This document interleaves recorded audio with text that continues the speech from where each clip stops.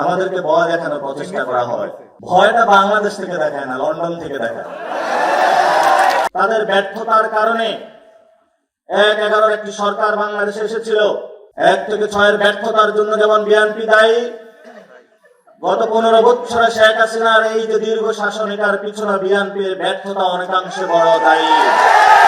বাংলাদেশের দুর্নীতির অন্যতম মাস্টারমাইন্ড ২০০১ থেকে ৬ জামায়াত ইসলামী মুখে মুখে বিপ্লব বলে, অন্তরে তাদের আওয়ামী প্রীতি হল বিরাজ করে। জামায়াত ইসলামী দুর্নীতির জন্য সমান বসে বসি। আমরা একটি ক্রান্তি এবং সংকটের মধ্য দিয়ে যাচ্ছি। আমি আজকে আপনাদের সামনে রাজনৈতিকভাবে একটু লম্বা কথা বলবো, তবে বেশি সময় নিব না, স্পেসিফিক হয়ে বলবো। আমি আপনাদের সামনে, আমাদের সামনে জ্বলন্ত একটি দেশ আছে, সেটা হলো সিরিয়া। এই দেশের পলিটিক্যাল সিচুয়েশন বলবো, এবং আমাদের অতীতে একটি দেশ ছিল যারা বর্ণ বৈষম্য থেকে মুক্তি পেয়ে সাউথ আফ্রিকান যে রাষ্ট্রটি প্রতিষ্ঠা হয়েছে, সেটার কিছু পলিটিক্যাল সিচুয়েশন টেনে আমি বর্তমান পরিস্থিতিতে আসবো। সিরিয়া 7% পিপল বার্থ পার্টির আসাদ রেজিমের ছিল। বাংলাদেশে যেমন 5% আওয়ামী লীগ বাংলাদেশকে ইন্ডিয়ার সাপোর্ট নিয়ে মানুষের উপরে জুলুম নির্যাতন চালিয়েছিল, তেমনি ভাবে বাশার আল আসাদ, ইরান বিভিন্ন যে প্রকৃতি যে যুদ্ধগুলো করে থাকে যারা, তাদের সাপোর্ট নিয়ে অধিকাংশ সুন্নি মানুষদের উপর নির্যাতন, দমন, নিপীড়নের মধ্য দিয়ে একটি দীর্ঘ স্বৈর শাসনের জন্ম দিয়েছিল। বাশার আল আসাদ যখন চলে গিয়েছে, তখন সকল ফ্রি সিরিয়ার আর্মি থেকে শুরু করে যতগুলো দল ছিল সবাই তারা একসাথে বসেছে এবং তারা তাদের মন্ত্রিসভা গঠন করেছে। মন্ত্রিসভাতে দ্রুজ থেকে শুরু করে সবাইকে তারা রেখেছে। তারা ইন্টারিম একটি কনস্টিটিউশন করেছে, বিপ্লবকে তারা সমন্বিত করেছে। রাষ্ট্রকে তারা 5 বছরের মধ্য দিয়ে একটি বিপ্লবী জায়গায় যখন প্রস্ফুটিত হবে, তারা ইলেকশন দিয়ে চলে যাবে। যখন বর্ণ বৈষম্য আন্দোলন হয়েছিল দক্ষিণ আফ্রিকাতে, তৎকালীন এএনসি যে রাজনৈতিক দল ছিল, আফ্রিকান ন্যাশনাল কংগ্রেস, তারা পারত এককভাবে ক্ষমতাটা নিত।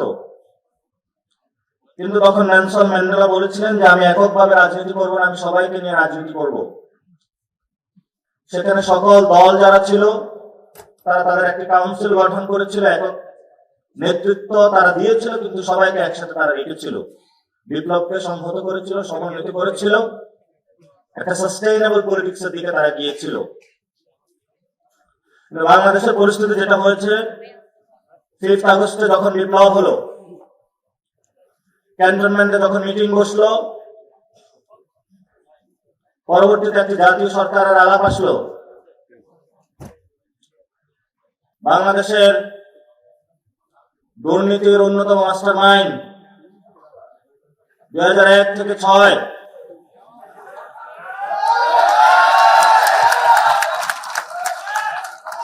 তার মাথায় আমার আওয়ামী বুদ্ধি পড়া চেপে বসলো। আমরা যদি একটি জাতীয় সরকার গঠন করতে পারতাম, সকল দল যদি অংশগ্রহণ থাকতো, বিপ্লবী একটি সংবিধান বানাতে পারতাম, তাহলে দুর্নীতির যে মাস্টারমাইন্ড তার পাল্লায় বর্তমান দেশ যে পরিস্থিতি আছে এটা করতে হতো না। ওই সময় বিএনপি ছিল ক্যান্টনমেন্টে, জামায়াত ইসলামী ছিল।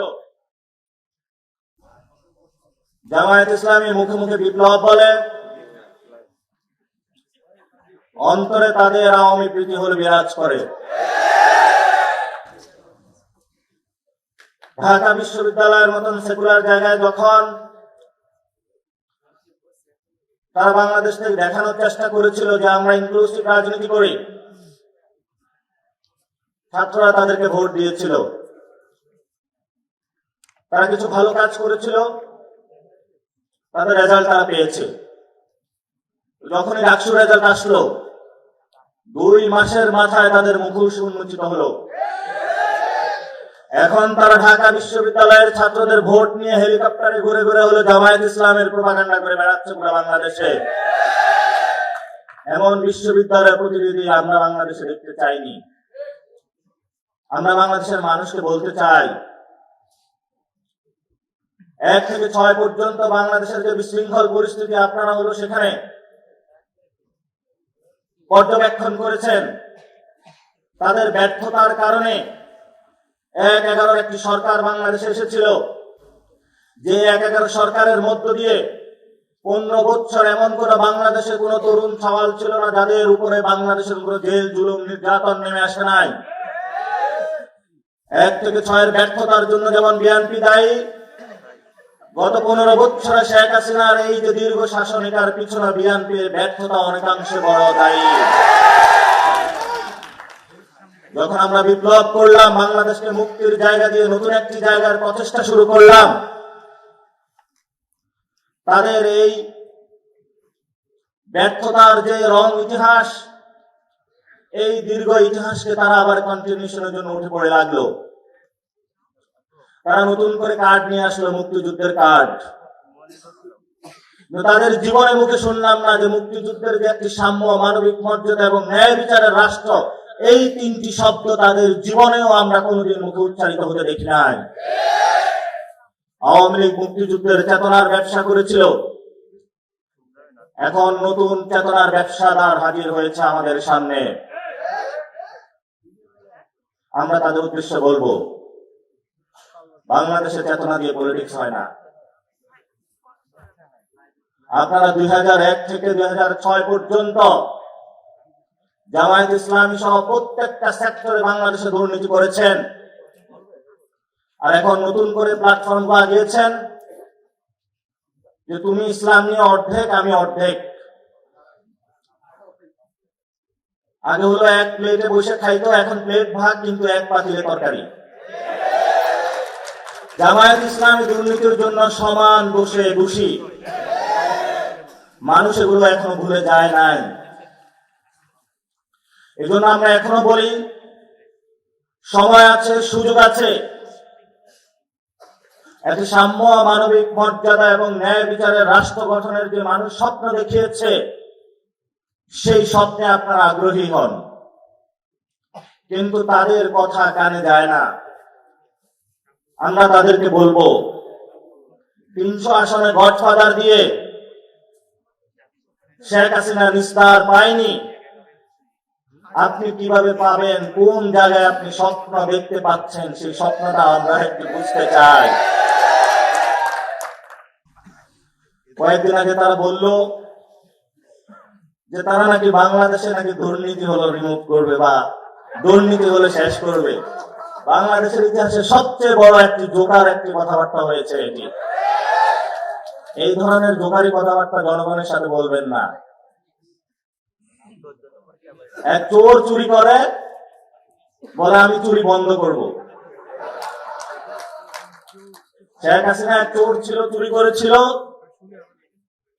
এই চোরের সম্পদগুলো রাষ্ট্রীয় কোষাগারে জমা না দিয়ে দিন দুপুরে ডাকাতদের মতো হায়নার উল্লাস করে পুরো বাংলাদেশে 300 গডফাদার দিয়ে তারা মানুষের সম্পদগুলো রাষ্ট্রীয় কোষাগারে জমা না দিয়ে জনগণকে এখন ভোট ব্যাংক কেনার ধান্দায় তারা মানুষকে প্রতারিত করার জন্য প্রচেষ্টা চালাচ্ছে। আমরা বলবো, শেখ হাসিনা যেগুলো চুরি করেছে, এক চোর চুরি করেছে মানুষ থেকে, আরেক চোর গিয়ে তাদের থেকে চুরি করেছে, এটা তো আরো বড় চোর।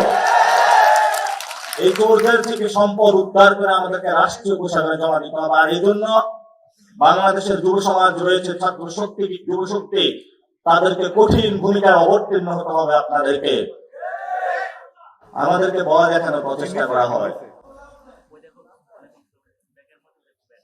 ভয়টা বাংলাদেশ থেকে দেখায় না, লন্ডন থেকে দেখায়।